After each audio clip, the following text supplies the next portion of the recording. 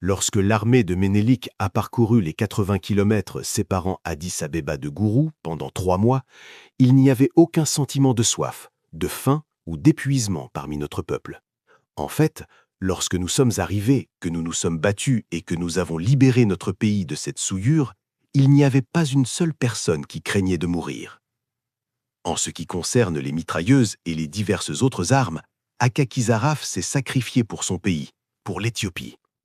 Je vous félicite pour le 130e anniversaire de la victoire d'Adwa. Distingués invités, vous ne devriez pas manquer cette occasion de remercier Dieu de nous avoir permis de nous rassembler ici aujourd'hui.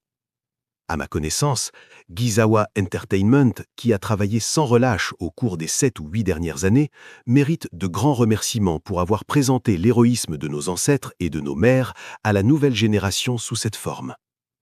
Si je devais parler d'Émile Ménélik, de Guetta et des autres, je ne ferais que répéter l'histoire. Ce fut une victoire qui a créé l'esprit de courage et l'esprit du panafricanisme, non seulement pour notre Éthiopie, mais pour tout le peuple opprimé qui était gouverné par l'Empire pendant ces 130 jours où ils ont versé leur sang et sacrifié leur vie. Cette victoire est unique au monde. Ailleurs dans le monde, on ne voit pas de célébration de victoire, mais plutôt de liberté, comme on le voit souvent. L'Éthiopie a vaincu les Égyptiens non pas 2, mais 4 fois, même si cela n'a pas été consigné plus tôt. Nous avons vaincu les Turcs et d'autres encore. Lorsque l'armée de notre grand maître Ménélik a voyagé pendant 3 mois, il n'y avait aucun esprit de soif, de faim ou d'épuisement chez nos ancêtres.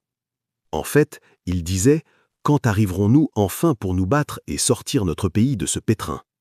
Personne n'avait peur de mourir. Alors que les mitrailleuses et les diverses armes étaient utilisées, Akaki Zaraf s'est sacrifié pour mon pays, pour l'Éthiopie. Qu'a-t-il appris d'Adwa? Quand je me suis posé la question, l'empereur Ménélik a dit qu'à cette époque, après le règne des chefs, le pays était en plein désarroi et une grande maladie avait frappé. Le peuple, les fermiers, le bétail, tous mouraient de faim. Ils se sont battus contre Joth, ils se sont battus contre Towa, et pire que tous les autres, ils sont venus pour nous conquérir, pour hériter de notre pays, pour nous asservir, pour prendre nos femmes, pour détruire notre religion. Ils ont dit « Levez-vous, peuple éthiopien ». Et dans leur agitation, ils ont répété « Levez-vous, peuple éthiopien ». Et alors qu'ils les combattaient tous, ils étaient unis. Ils ont dit « Faites-le ». Je crois que cela servira de conseil pour les générations futures. Il y a des choses sur lesquelles nous sommes d'accord, d'autres sur lesquelles nous ne le sommes pas. Comment pouvons-nous laisser tout cela derrière nous et élever notre Éthiopie, qui est un pays en plein tourment? La réponse à tout cela est l'unité. S'il y a l'unité, nous aurons la paix. Je ne vais pas prendre votre temps pour vous dire ce que nous, les anciens héros et patriotes, faisons en attendant l'arrivée de M. Abraham. C'est ce que nous, les enfants du passé, faisons. Après 40 ans, nous numérisons l'histoire de l'Éthiopie qui a été dispersée partout. Lorsqu'un vétéran venait et demandait à enregistrer son père, les papiers se déchiraient à force d'être touchés et copiés.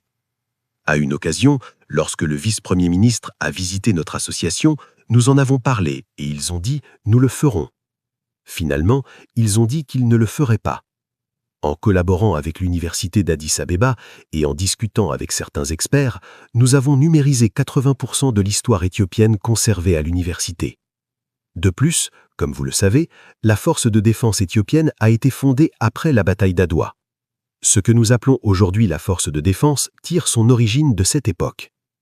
Croyez-le ou non, j'ai eu l'occasion de voir dans cette salle des dossiers sur l'histoire de l'Éthiopie vieux de plus de 1900 ans. Je ne dors pas tranquille. Craignant que ces archives ne se détériorent avec le temps, trouvez un moyen de les protéger. Comment peut-il être amélioré? Lorsque l'hiver vient, le papier sèche comme une éponge. Il finit par s'effriter et tomber en miettes. Cela doit être numérisé. Lorsque j'ai soumis le projet, il y a eu un problème de financement. D'abord, nous avons dû déterminer le coût de la recherche et nous avons préparé une proposition d'étude à nos propres frais, ce qui ne se limite pas à ce que vous voyez au rassemblement de l'Association des héros d'Anataoui. Cela veut dire, en numérisant des documents remontant à 1900 ans, n'importe lequel d'entre nous, quel que soit son pays, pourra accéder à l'histoire militaire de l'Éthiopie et de ses forces de défense. Je crois que notre lutte actuelle n'est pas seulement de se rappeler et de parler du passé, mais de l'honorer d'une manière qui ne s'effacera pas pour les générations futures. Maintenant, je vais laisser cela de côté et vous parler de ce sur quoi nous avons travaillé récemment avec 5 autres villes, Milan, Turin, Rome, Naples. Dans nos relations régulières avec nos frères italiens qui ont combattu l'armée fasciste, nous célébrons le 12 février plus solennellement qu'à Addis Abeba. Cela veut dire qu'ils n'ont pas été oubliés. Que voulons-nous que nos enfants pensent et pourquoi voulons-nous qu'ils le pensent? Si nous, les faibles, nous nous battons et nous nous querellons entre nous, nous ouvrirons la porte à nos ennemis historiques et nous asserrons ici ainsi, piégés de tous les côtés. Comme vous le savez, parfois, lorsqu'un président est pris, il ne parle pas à tort et à travers. Ne pensez pas qu'à vous-même en célébrant cette fête. Beaucoup d'entre vous y sont depuis plus de 30 ans. Je ne vous dirai pas mon âge. Nous ne passons pas notre temps à réprimander nos enfants à la maison. L'histoire ne nous bat pas. Elle nous conseille quand tout est détruit. Si nous leur montrons le bon chemin, ils deviendront de meilleurs jeunes que nous. Cela signifie aussi que le mouvement qui vient de commencer les impliquera davantage dans diverses activités économiques et agricoles. Que le Tout-Puissant vous accorde le plus grand respect.